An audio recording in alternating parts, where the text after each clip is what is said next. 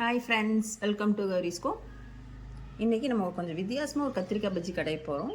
அது எப்படி கடையிறது அப்படிங்கிறத பார்க்கலாம் வாங்க. இது வந்து இட்லி, தோசை, சாப்பாடு எல்லாத்துக்கும் வச்சுக்கலாம், நல்லாயிருக்கும். கத்திரிக்காய் பஜ்ஜி கடை இருக்குது. கொஞ்சம் ஸ்டவ் பற்ற வச்சு வடச்சட்டி வச்சு எண்ணெய் ஊற்றிருக்கிறேன். கடுகு போட்டுக்கலாம், வெங்காயம் போட்டுக்கலாம், பச்சை மிளகா, 4 பல்லு பூண்டு நல்லா வதக்கி விடுவோம்.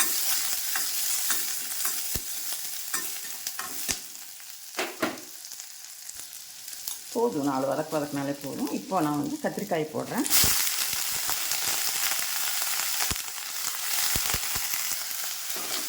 கத்திரிக்காய் போட்டு இதையும் வந்து நல்லா கொஞ்சம் வதக்கி விடுவோம்.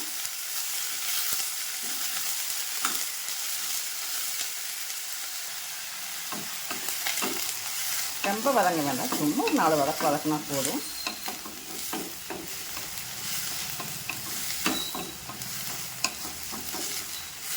இதையும் வதக்கியாச்சு. தக்காளியை போட்டுக்கலாம். தக்காளி போட்டு நல்லா வதக்குவோம்.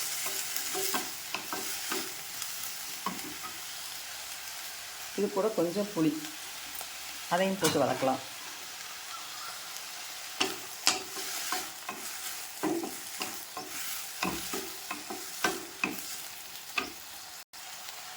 கருவேப்பிலை, கொத்தமல்லி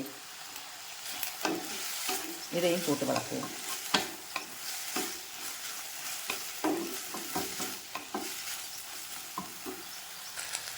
இது கூட ஒரு 2 கரண்டி, இந்த ஸ்பூனுக்கு 2 கரண்டி சாம்பார் பொடி போட்டுக்கிறேன். ஏன்னா ஏற்கனவே பச்சை மிளகா போட்டுருக்குறோம். எதுக்கிட்ட இதுக்கு போய் சாம்பார் பொடி போடுறீங்கன்னு நினைப்பீங்க. விஷயம் இருக்குது, சொல்கிறேன். போட்டு இதையும் கொஞ்சம் வதக்கிக்குவோம்.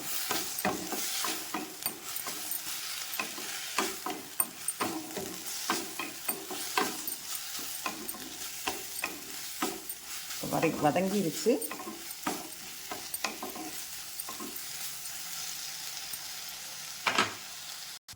இப்போ நான் வடச்சட்டியில் வச்சு அந்த வதக்கின கத்திரிக்காய் மற்ற பொருள் எல்லாம் வேறு குக்கரில் மாற்றி அது கூட கொஞ்சம் தண்ணி ஊற்றிருக்கேன். இது கூட கொஞ்சம் துவரம் பருப்பையும் போட்டுக்கிறேன். போட்டு தேவையான அளவு தண்ணி ஊற்றிக்கலாம். இப்போ இந்த குக்கரை மூடி வச்சு கொதிக்க வைப்போம். கொஞ்சம் உப்பு போட்டுக்கலாம். மூடி வச்சாச்சு. ஒரு 4 விசில் விட்டு எடுப்போம்.